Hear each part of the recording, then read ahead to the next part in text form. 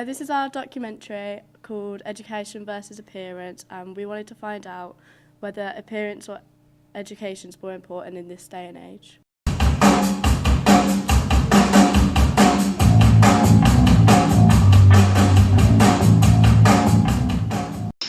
With the target audience for our products being 14 to 18-year-olds, we decided to show a class of 80 students aged 17 to 18 our documentary, radio advert and TV listing. After showing them these products, we asked them to complete a questionnaire and we spoke to a few to find out more about their opinion. In the documentary, which part interested you the most? The experiment when you showed the pictures to the people because it was funny. When you were interviewing the people in Solihull, because it gave the opinions of people other than the students.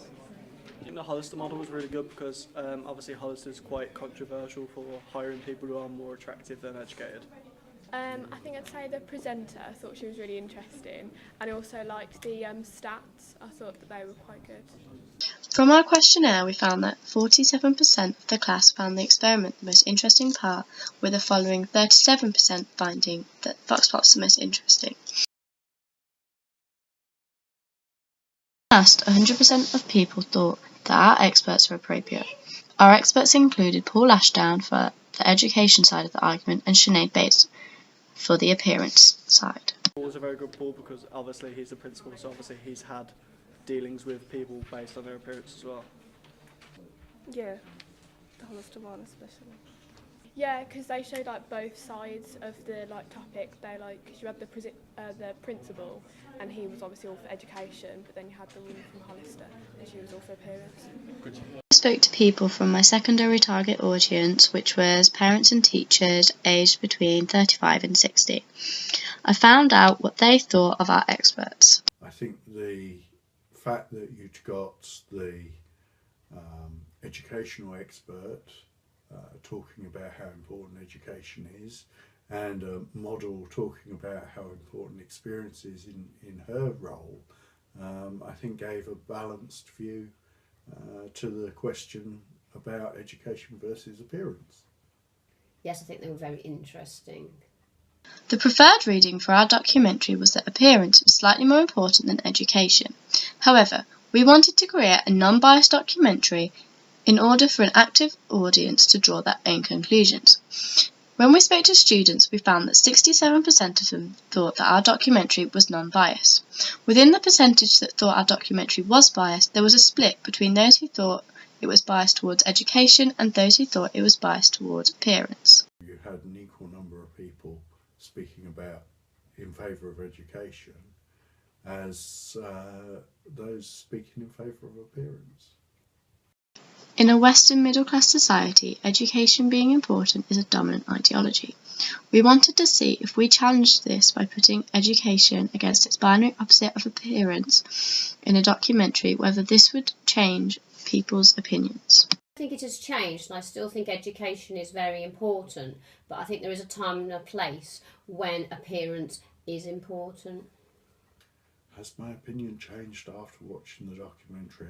I think my opinion has always been that appearance is where you make a first impression, but education actually shines through and secures you the job that you're looking for at the end of the day. I don't think it's changed it. I think it's just showed me both sides. I think it's all pretty equal. So, yeah. I thought education, and you kind of were pro-education. 84% of people who answered our questionnaire said that it did not change their opinion. This, plus the people that we spoke to, showed to us that our documentary did not persuade or challenge people's opinions. However, it also shows to us that our documentary is not biased, as it does not push people towards one point of view. In order to properly evaluate my documentary, I needed to find out what my target audience thought I could do to make improvements. From the feedback from my questionnaire, I found that 16% didn't want to change anything. 46% said there was an issue with sound levels, and 23% said that the double-page spread was too clustered. To my secondary target audience, I found that they also agreed that my sound levels were a key area for improvement. The the biggest area for improvement is sound quality. If you could manage to balance the sound across all the speakers and take out some of the sort of extraneous noise from some of the recordings, then that would really take it up to the next level, to a very professional production. In order to improve my documentary, I would definitely spend more time focusing on ensuring that my sound levels are consistent and clear all the way through, as this was something that was picked out by many people. In order to get more audience feedback, Dr. Jayne from New South Wales University came and spoke to us after she watched our documentaries. She said a film should be Marmite. It should either be loved or hated, and that the worst thing that can happen is that there is an indifference. Jayne made us realise how important structure is. She pointed out how the end of the experiment gave a clear conclusion, and how that to her this was the end of the documentary. As we use a linear narrative, it is important that we have a clear end point, so to make improvements I would definitely take on her advice and make this the end. Dr. Jayne was very useful, as not only did she give us feedback for our documentary, she also gave us general tips on how to make improvements. This included using lighting and positioning in interviews, how it is important not to break the fourth wall, as this would make an informal documentary feel very news-like, and how to take consideration in where the presenter is standing, as this can change the atmosphere.